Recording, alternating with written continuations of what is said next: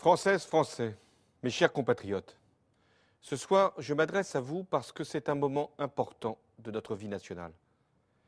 À l'occasion des dernières élections municipales, en votant ou en vous abstenant, vous avez exprimé votre mécontentement et votre déception. Et je suis venu ici vous dire que j'ai entendu votre message, parce qu'il est clair. Pas assez de changements, encore trop de lenteur, pas assez d'emplois, encore trop de chômage, pas assez de justice sociale, encore trop d'impôts, pas assez d'efficacité dans l'action publique et donc encore trop d'interrogations sur la capacité de notre pays à s'en sortir alors qu'il attend d'atouts. Je n'oublie pas aussi les Français qui se sentent abandonnés quand ils ne sont pas eux-mêmes relégués. Le message que vous m'avez adressé, je le reçois personnellement et je dois donc y répondre avec franchise et avec lucidité, avec la conviction intime que je me suis forgée depuis maintenant 22 mois comme président de la République. Et je vous le confirme ici, parce que c'est l'essence même de ma tâche. Le redressement du pays est indispensable. Le redressement de notre appareil productif, de nos comptes publics et de notre influence en Europe et dans le monde. Ce redressement, je l'ai donc décidé dès mon arrivée à la tête de l'État.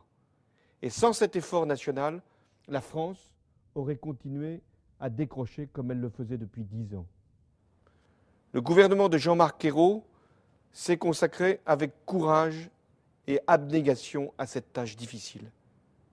Il a réussi à rétablir une situation très dégradée dont nous avions hérité. Et Jean-Marc Ayrault a engagé des réformes qui feront honneur à celles et ceux qui les ont proposées et votées. Et je veux lui exprimer toute ma reconnaissance. Il est temps néanmoins d'ouvrir aujourd'hui une nouvelle étape. Et j'ai donc confié à Manuel Valls la mission de conduire le gouvernement de la France. Il en a les qualités.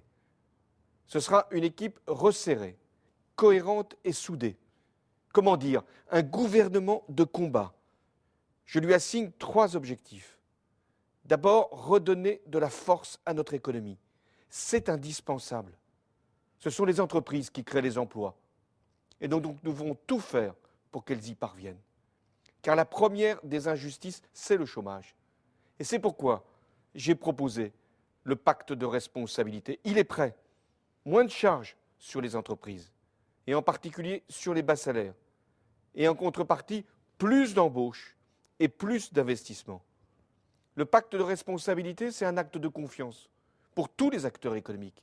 Et je pense notamment aux PME, mais aussi pour les partenaires sociaux qui s'y sont engagés. Voilà l'enjeu. Il est décisif pour l'avenir de notre pays. Produire plus, produire mieux, produire en France et aussi produire différemment.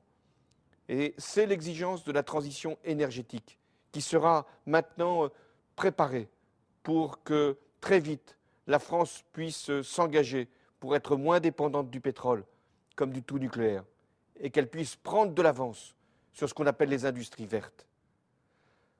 La seconde mission que je lui assigne au gouvernement de Manuel Valls, c'est la justice sociale. Au pacte de responsabilité doit correspondre un pacte de solidarité. Son premier pilier, c'est l'éducation, la formation de la jeunesse. Son second, c'est la sécurité sociale, avec la priorité donnée à la santé.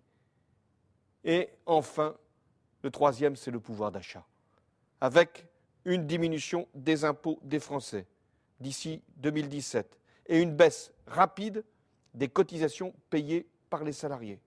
Dans le même mouvement où nous baissons les charges des entreprises, il est légitime de baisser aussi les cotisations des salariés, ceux qui travaillent. Pour y parvenir, le gouvernement aura à mettre en œuvre un programme d'économie budgétaire. Je l'ai annoncé. Il ne s'agit pas de faire des économies pour faire des économies. C'est la portée du premier gouvernement venu. Non, je ne veux surtout pas fragiliser la croissance qui repart. Il s'agit de transformer notre État, de réformer l'organisation de nos territoires